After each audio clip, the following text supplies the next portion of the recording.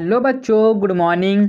आज हम आपके लिए लेके आए हैं अर्धवार्षिक परीक्षा 2023-24 कक्षा 10वीं विषय सामाजिक विज्ञान। आपको समय मिलेगा 3 घंटे का और पूर्णांक रहेगा आपको 75 का। तो आप निर्देश आप पढ़ लीजिएगा। हमारा पहला प्रश्न है, सही विकल्प चुनकर लिखिए। इनमें से कौन सी रबी फसल है? चावल, मोटे अनाज, चना या कपास? हमारा दूसरा प्रश्न है, निम्नलिखित में से कौन सा टाइगर रिजर्व पश्चिम बंगाल में डेलोमाइट के खनन के कारण गंभीर खतरे में है? Sundarban, Buxa tiger reserve, Bandhavgarh, Manas. प्रश्न नंबर तीसरा है, टाइथ किस प्रकार का कर था? व्यापार कर, नामक कर, उपज कर, धार्मिक कर। और हमारा प्रश्न नंबर चौथा है, टेली क्या थी? बिक्री कर, बा उत्पादन कर, सा भूमि कर या द धार्मिक कर। प्रश्न नंबर 5 है हमारा, निम्नलिखित में से कौन सा विषय केंद्र सूची में नहीं है? आ विदेशी मामले, बा मुद्रा, सा बैंकिंग, द कानून व सुरक्षा। प्रश्न नंबर 6 है हमारा, किस वर्ष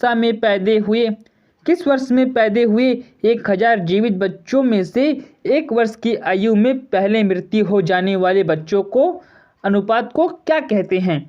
जन्म दर, लिंगानुपात दर, मृत्यु दर, शिशु दर। तो इसका क्या होगा? शिशु दर। इन सब का उत्तर हम आपको वीडियो के अंत में बताने वाले हैं, इसलिए आप पहले पूरा प्रश्न देख लीजिए। उत्तर पूरा बना हुआ है, पीडीएफ के साथ है बच्चों। हमारा प्रश्न नंबर दूसरा है, रिक्त स्थानों की पूर्ति कीजिए। भारत में सकल घरेलू उत्पाद के लिए आंकड़े को एक्ट करने के दायित्व पर है। खाली स्थान यहाँ पे और बड़ा कर देता हूँ, आपको अच्छे से दिखाई दे। प्रश्न नंबर दूसरा है, 1820 में 1914 ईस्वी के बीच विश्व व्यापार में खालिस्तान गुना वृद्धि हो चुकी थी। प्रश्न नंबर 3, ऐसी भविष्यवाणी की जा रही है कि विश्व के खालिस्तान लोग 2025 तक की कमी को झेलेंगे। प्रश्न 4 है हमारा, सामाजिक विभाजन अधिकांश खालिस्तान पर आधारित होता है। प्रश्न 5, मार्टिन लूथर किंग के नेतृत्व में खालिस्तान ईस्वी में नागरिक अधिकार आंदोलन को चलाया गया। प्रश्न नंबर 6, रेलवे खालिस्तान क्षेत्र के अंतर्गत आता है।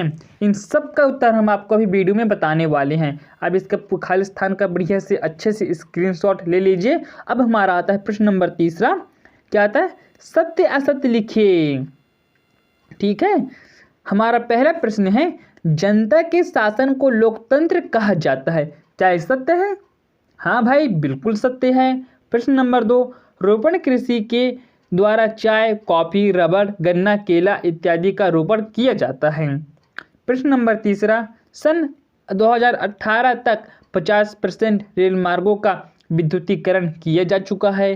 प्रश्न 4, राज्य सरकार WD को सड़क बनाने एवं मरम्मत का काम सौंपती है। प्रश्न 5, 2015 के आंकड़ों के हिसाब से भारत विश्व में चाय का सबसे बड़ा उत्पादक देश है। प्रश्न 6, भारत में 100 भाषाओं में समाचार पत्र का प्रकाशन किया जाता है। इन सब का उत्तर हम अभी आपको बताने वाले हैं वीडियो के अंत में। पीडीएफ पूरा बना हुआ है, इसलिए आप इसका स्क्रीनशॉट अच्छे से ले लीजिए। हमारा प्रश्न नंबर 4 है, सही जोड़ी मिलाकर लिखिए। मौसमी विभाग, एल्युमिनियम गृह युद्ध, श्रीलंका में गृह युद्ध का अंत भी, विनिर्माण परिवहन। इसका भी स्क्रीनशॉट ले लो। ठीक है, अब हमारा आता है प्रश्न नंबर 5, एक वाक्य एक शब्द में उत्तर दीजिए। ठीक है, गन्ना उत्पादन में भारत का विश्व में कौन सा स्थान है?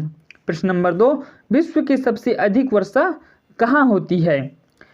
प्रश्न नंबर तीसरा, सुंदरवन राष्ट्रीय उद्यान किस राज्य में है? चौथा, मार्टिन लूथर कौन था? प्रश्न 5,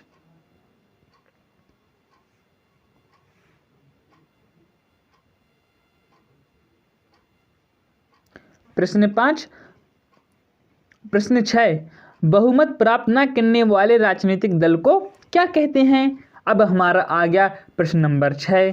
ठीक है, अच्छे से बड़ा कर देता हूँ क्योंकि आपको पूरा साफ साफ दिखाई दे, क्योंकि इन क्वेश्चनों को बहुत महत्वपूर्ण है। आपका अर्धवार्षिक पेपर का कोई ज़्यादा दूर नहीं है, बस ये आ गया। जलोढ़ मिट्टी की 2 विशेषताएं लिखिए।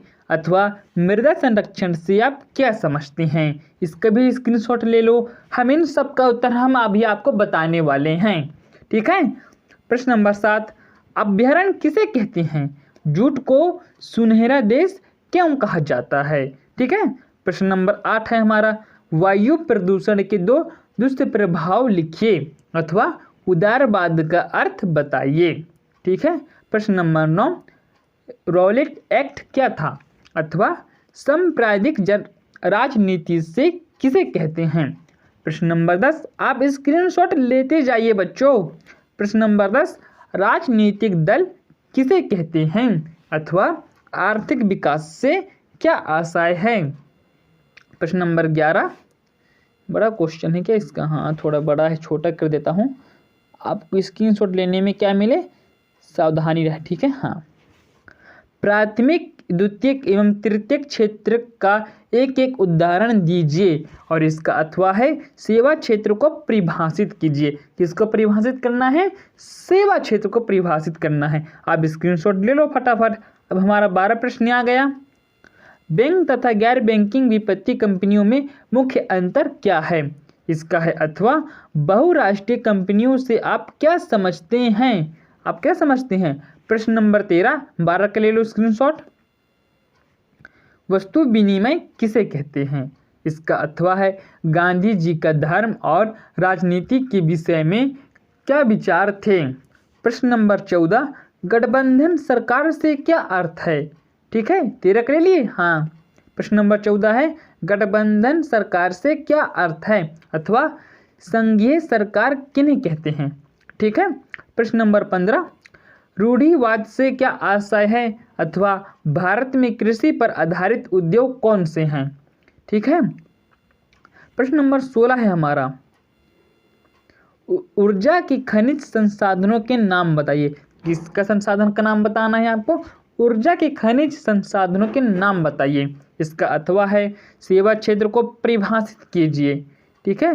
प्रश्न नंबर 17 है भारत में उगाई जाने वाली रेशेदार फसलों कौन कौन सी हैं? हाँ, इस 17 का आप अच्छे से स्क्रीनशॉट ले लीजिए। मैं क्वेश्चन पढ़ देता हूँ।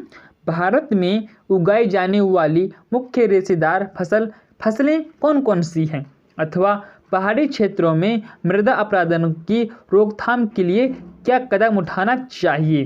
ठीक है। प्रश्न नंबर 18 है हमारा, मुद्रा परिच्छेदिक से क्या तात्पर्य है?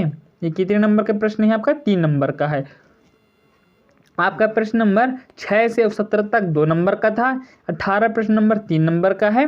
19 से हमारा, जो विधाता क्या है यह मानव जीवन के लिए क्यों महत्वपूर्ण है? इसका अथवा है बंगर तथा खादर मृदाओं के बीच में अंतर स्पष्ट कीजिए। किनके बीच अंतर स्पष्ट करना है? बांगर और खादर मृदाओं के बीच में अंतर स्पष्ट करना है। प्रश्न नंबर 20 है, खरीफ तथा रबी फसल में अंतर स्पष्ट कीजिए। खरीफ तथा रबी फसल में क्या करना है? अंतर स्पष्ट करना है। और आग्नेय तथा कायरती चट्टानों के खनिजों का निर्माण कैसे होता है, इसको आपको बताना है। ठीक है। और हमारा प्रश्न नंबर 21 से 4 नंबर के प्रश्न हैं। कितने नंबर के हैं? 4 नंबर के। अब सादी चट्टानों में काजू का निर्माण किस प्रकार होता है? और इसका अथवा है परंपरागत तथा गैर परंपरागत ऊर्जा संसाधन में अंतर लिखिए।